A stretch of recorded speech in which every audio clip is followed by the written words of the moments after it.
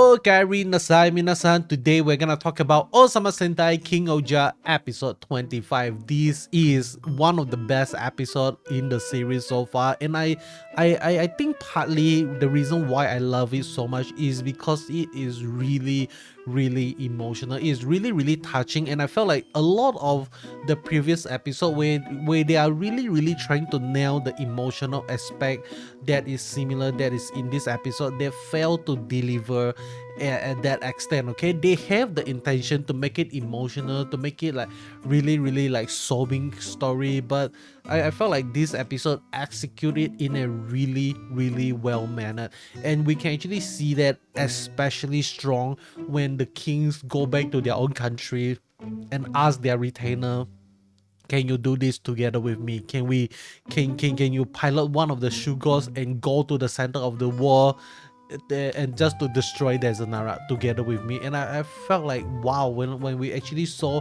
every single king like approaching this in a really like different manner, like it is really touching. And the one that is like the strongest in my humble opinion is definitely gonna be the scene with Dibowski asking Kuroda, holy shit, like when he asked like, I am the king that is willing to get his hand dirty, but this time can I ask you to hold my dirty hand? And I just felt like when he actually asked Kuroda that question, is like really asking someone to like, hey, I'm dirty, but can you embrace me? Something like that. And when we actually see that, I was like, wow, I just that I'm at the edge of tearing up. But then again, you know, like we cut away to Rita, and when we actually get to see how Rita actually approached the situation by kind of like, you know, like she wanted to like ask whether or not Monofana can actually is one of the chosen one or not.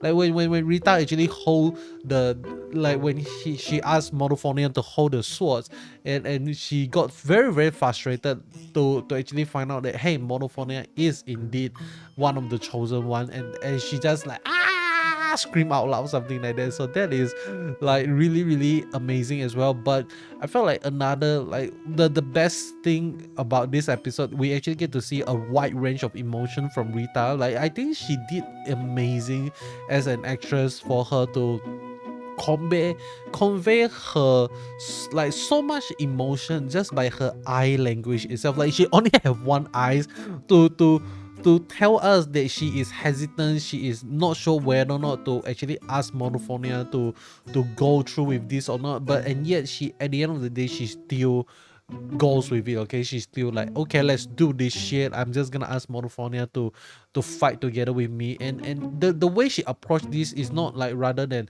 hey, like I know, like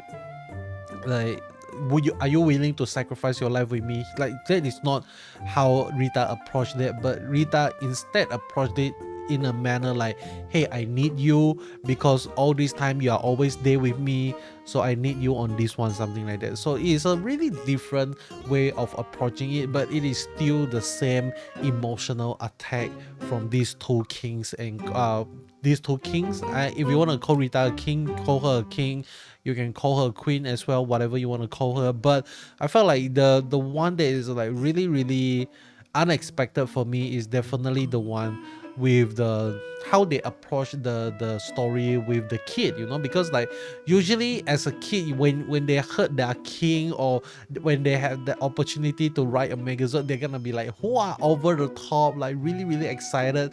So instead of showing the kid excitement, they actually show us what Gira is actually going through. Like he knew that Boone is definitely gonna be one of the person that is gonna pilot the sugar, so he is nervous, like, hey, I don't want to like to get him hurt or make him get into anything that's dangerous at all. So that is why he's like hesitant. He already knew like one of the person that is able to ride the sugar is Boone, but he waited until the very end, very last moment before he actually went to do that. Okay, like even Kuago knew like, hey, this is wrong. You know that Boone is the chosen one, but you did not actually go and find him to actually fight together with all of us. That is not a king. That is not what a king should do.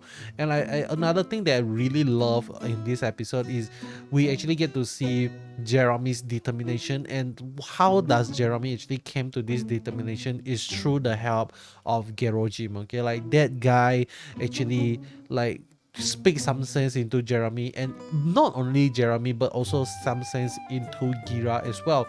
Both of them are very kind-hearted, but they lack the determination of a king.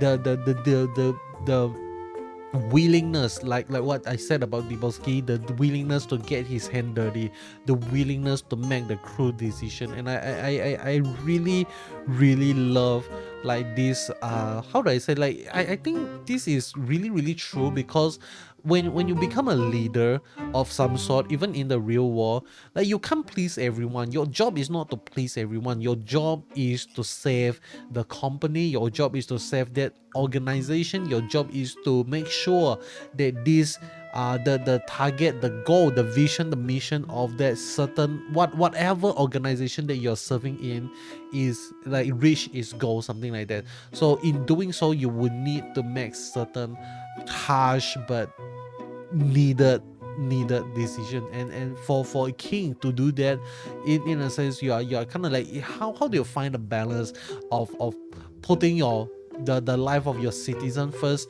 and juggling with their life, something like that. And I not recently, like I watched this anime when it was being aired, still being aired weekly. It's called How a Realist Hero Rebuilt the Kingdom, and I think in that anime itself, they actually talk about something really interesting, because they talk about like the king, the main character says, like in history, I forgot who actually said it, but he quoted someone. He said, like, if you want to be, if you want to how do you make sure that your decision, like your rule as a king is gonna be firm, is to show the people that you are gonna be a strong and fierce leader, strong and fierce king. But when you do that, make sure you do everything in a single blast, and then move on from that. Okay, like, and that is exactly what he did. He became king. He settled the civil war in his country, and he conducted like act for certain people is gonna be kind of like dictatorial style, something like that. He kills people. He ordered the execution of people who did not actually support him when he became a king. Despite being the main character, like, this is the action that he took because he wanted to make sure no one is gonna rebel against him and no one is gonna doubt his position as a king. So he do all of these things because it is needed for the betterment of the country itself, and that is really amazing. Not gonna lie, I think the weakest part of this episode is the action scene, like the final part of the episode, when we actually get to see Desanara and also God King-Ohger fight with one another.